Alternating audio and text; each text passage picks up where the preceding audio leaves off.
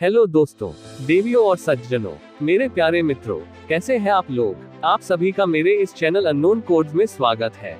चलिए शुरू करते हैं, पर पहले आपसे ये अपील है कि दोस्तों वीडियो को शेयर, लाइक और सब्सक्राइब जरूर करें अगर अभी तक ना करा हो, और हमारे चैनल के दूसरे वीडियोस भी देखिएगा जरूर। इससे मुझे सपोर्ट मिलता है और चैनल को भी सपोर्ट मिलता है। दोस्तों वीडियो को आखिर तक जरूर देखिएगा। अब शुरू करते हैं आज का टॉपिक।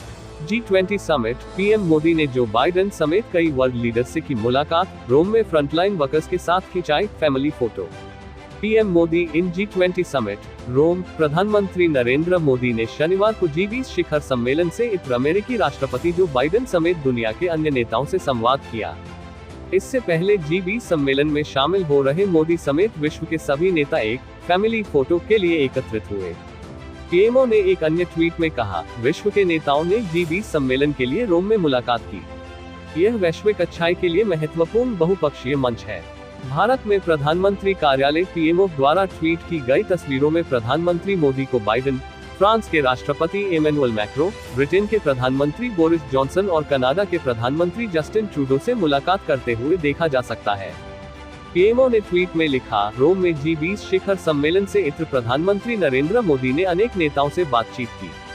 तस्वीरों में मोदी को बाइडेन के साथ घूमते हुए देखा जा सकता है, जिसमें लग रहा है कि वे हल्की फुल्की बातचीत कर रहे हैं। दोनों नेता प्रसन्न मुद्रा में देखे जा सकते हैं। बाइडेन ने 24 सितंबर को व्हाइट हाउस में मोदी की मेहमान नवाजी की थी, जो उनकी पहली वैयक्तिक मुलाकात थी। अन्य तस्वीरों में मोदी को मैक्रो, ट्रूडो और जॉनसन के साथ देखा जा सकता है। प्रधानमंत्री और उनके इतालवी समकक्ष मारियो द्राघी ने शनिवार को जलवायु परिवर्तन से लड़ने के लिए स्वच्छ ऊर्जा ट्रांजिशन में तेजी लाने से संबंधित महत्वपूर्ण मुद्दे सहित रणनीतिक क्षेत्रों में सहयोग को मजबूत करने का संकल्प व्यक्त किया। इससे पहले G20 सम्मेलन में शामिल हो रहे मोदी समेत विश्व के सभी नेता एक फैमिली फोटो के लिए एकत्रित हुए। पीएमओ ने एक अन्य ट्वीट में कहा, विश्व के नेताओं ने G20 सम्मेलन के लिए रोम में मुलाकात की। यह वैश्विक अच्छाई के लिए महत्वपूर्ण बहुपक्षीय मंच है। प्रधानमंत्री मोदी की रोम यात्रा से पहले विदेश सचिव हर्षवर्धन श्रृंगला ने कहा कि G20 दुनिया में प्रमुख अर्थव्यवस्थाओं के साथ भारत की सहभागिता के लिए और वैश्विक आर्थिक विकास के लिए नियम बनाने के लिहाज से एक मूल्यवान मंच बना हुआ है। प्रधानमंत्री मोदी इटली के प्रधानमंत्री मारियो द्राघी के निमंत्रण पर G20 शिखर सम्मेलन में भाग लेने के लिए 30-31 अक्टूबर को रोम की यात्रा पर रहेंगे। इटली पिछले साल दिसंबर से G20 का अध्यक्ष है। G20 एक अग्रणी वैश्विक मंच है जो दुनिया की बड़ी अर्थव्यवस्थाओं को साथ लाता है। रोम में आयोजित सम्मेलन में G20 के सदस्य देशों, यूरोपीय संघ और अन्य आमंत्रित देशों के राष्ट्र प्रमुख एवं शासनाध्यक्ष तथा कई अंतर्राष्ट्रीय संगठनों के प्रतिनिधि भाग लेंगे। मोदी रोम से रविवार को ग्लासगो जाएंगे, जहां वह जलवायु परिवर्तन पर संयुक्त राष्ट्र के रूपरेखा समझौते के लिए पक्षकारों के 26वें सम्मेलन COP26 में शामिल होंगे। अमेरिकी राष्ट्रपति जो बाइडेन का इतालवी प्रधानमंत्री मारियो द्राघी ने रोम में G20 शिखर सम्मेलन स्थल पहुंचने पर अभिवादन किया। इसके बाद विश्व नेता सामूहिक तस्वीर के लिए एकत्रित हुए।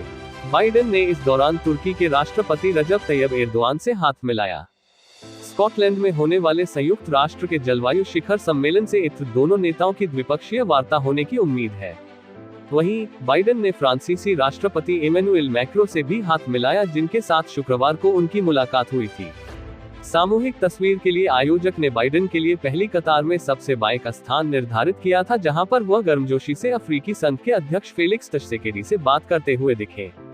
अमेरिका ने हाल में पहली बार अफ्रीकी संघ के लिए मॉडर्ना के कोविड-19 टीके खरीदने का करार किया है। G20 सम्मेलन में विश्व नेताओं की सामूहिक तस्वीर खिंचावने के कार्यक्रम में ब्रिटिश प्रधानमंत्री बोरिस जॉनसन सबसे देरी से पहुंचे। इस अवसर पर विश्व नेताओं ने गले लगाकर, हाथ मिलाकर या नमस्ते की मुद्रा में एक दूसरे का अभिवादन किया। इटली के रोम में आयोजित G20 शिखर सम्मेलन का समापन अगले साल इंडोनेशिया और 2023 में भारत करेगा मेजबानी। अगला G20 शिखर सम्मेलन अगले साल 2022 में इंडोनेशिया में आयोजित होगा। इसके बाद साल 2023 में भारत इसकी मेजबानी करेगा और फिर साल 2024 में ब्राजील के हाथों में G20 शिखर सम्मेलन की कमान होगी। इटली के रोम में आयोजित G20 शिखर सम्मेलन G20 समिट का समापन हो गया है। अगला G20 शिखर सम्मेलन अगले साल 2022 में इंडोनेशिया में आयोजित होगा।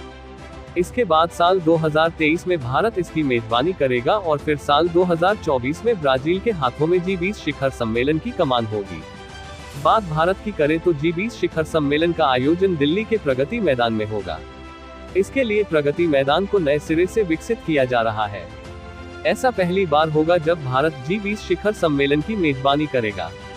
प्रधानमंत्री नरेंद्र मोदी, प्राइम मिनिस्टर नरेंद्र मोदी साल 2014 से G20 में भारत का प्रतिनिधित्व करते आ रहे हैं। भारत 1999 में G20 के गठन से ही इसका सदस्य है। भारत 1 दिसंबर 2022 से G20 की अध्यक्षता करेगा और पहली बार 2023 में G20 नेताओं की बैठक बुलाएगा।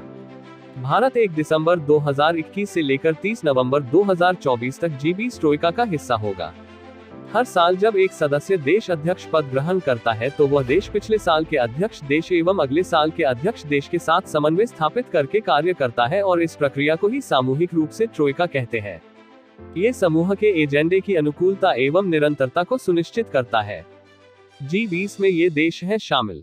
G20 विश्व की 19 अग्रणी अर्थव्यवस्थाओं और यूरोपीय संघ को साथ लाता है और इसके सदस्य वैश्विक जीडीपी का 80%, वैश्विक व्यापार का 75% और वैश्विक आबादी के 60% हिस्से का प्रतिनिधित्व करते हैं। G20 में अर्जेंटीना, ऑस्ट्रेलिया, ब्राजील, कनाडा, चीन, Germany, France, Bharat, Indonesia, Italy, Japan, Mexico, रूस, सऊदी अरब, दक्षिण अफ्रीका, दक्षिण कोरिया, तुर्की, यूनाइटेड किंगडम, संयुक्त राज्य अमेरिका और यूरोपीय संघ शामिल है। इटली के रोम में आयोजित G20 शिखर सम्मेलन में प्रधानमंत्री मोदी ने कहा कि भारत की तैयारी अगले साल विश्व के लिए 5 अरब वैक्सीन खुराक से भी अधिक के उत्पादन की है। भारत के इस कमिटमेंट से कोरोना के वैश्विक संक्रमण को रोकने में बहुत बड़ी मदद मिलेगी और इसलिए ये आवश्यक है कि उनकी ओर से भारतीय वैक्सीन को शीघ्र मान्यता दी जाए। प्रधानमंत्री मोदी ने कहा कि कोरोना वैश्विक महामारी से लड़ने के लिए हमने एक पृथ्वी एक स्वास्थ्य का विजन विश्व के सामने रखा है। भविष्य में ऐसे किसी भी संकट से निपटने के लिए ये विजन विश्व की बहुत बड़ी ताकत बन सकता है। साथ ही कहा कि फार्मेसी ऑफ द वर्ल्ड की भूमिका निभाते हुए भारत ने 150 से ज्यादा देशों को दवाएं पहुंचाई। तो दोस्तों, हमारे चैनल अननोन कोड्स में दी गई ये जानकारी आपको कैसी लगी, हमें कमेंट कर बताएं। चैनल को लाइक, शेयर और सब्सक्राइब करें और हाँ, घंटी वाले आइकॉन को भी दबाएं। और चलते चलते खुश रहें, मस्त रहें, आबाद रहें, स्वस्थ रहें। धन्यवाद मित्रों।